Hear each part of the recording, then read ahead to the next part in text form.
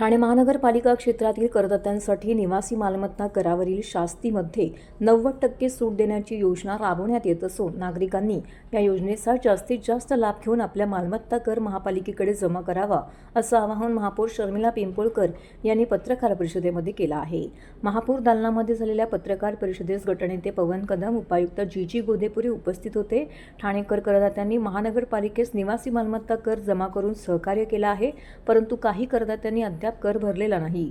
अशा करदात्यांनी महापौर शर्मिला पिंपोळकर यांच्याकडे निवासी मालमत्ता करावर आकारलेले व्याजदंड यामध्ये सवलत देण्याबाबत विनंती केली होती। त्यानुसार उपमुख्यमंत्री एकनाथ शिंदे, महापालिका आयुक्त सौरभ राव यांच्याशी चर्चा करून करदात्यांना निवासी मालमत्ता करावरील दंडात सूट ठेवून दिलासा दिला आहे। ठाणे महापालिका क्षेत्रातील जे निवासी करदाते थकीत मालमत्ता कर, चालू वर्षाचा कर, त्यांना आकारण्यात आलेल्या शास्तीच्या 10% अशा एकत्रित एकूण रक्कम महापालिकेकडे 12 मार्च 2026 ते 25 मार्च 2026 या कालावधीत जमा करतील। अशा निवासी करदात्यांना त्यांच्या थकीत मालमत्ता करावरील करधान नियम 41 अन्वये आकारण्यात आलेल्या शास्तीमध्ये 90% सवलत देण्याचा निर्णय घेतला आहे। ज्या करदात्यांनी या निर्णयापूर्वी त्यांचा निवासी मालमत्ता कर महापालिकेकडे जमा केला आहे, अशा करदात्यांना सदरची योजना लागू असणार आहे। या योजनेचा उद्देश नागरिकांना थकीत निवासी मालमत्ता कर भरण्यास प्रोत्साहन देणे हा असल्याचं महापौर शर्मिला पिंपोळकर यांनी नमूद केलं आहे। ठाणेकरांकडून ठाणेकर मला भेटायला आले होते आणि त्यांच्या समस्या होत्या की मालमत्ता जो कर आहे त्याच्यावर जी दंडात्मक वसुली केली जाते, तर त्यांच्याबद्दल आम्हाला सवलत मॅम दिली तर आम्ही ती भरणा लवकरात लवकर भरू।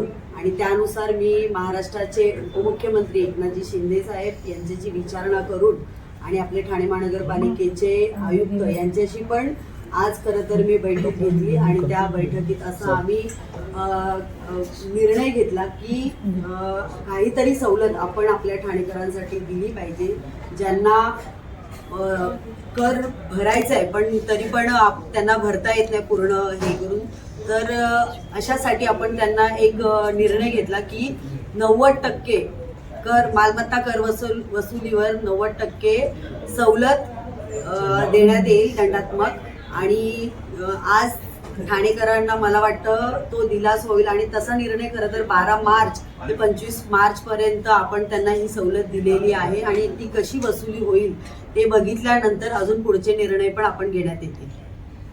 मॅडम, ठाणे महानगरपालिका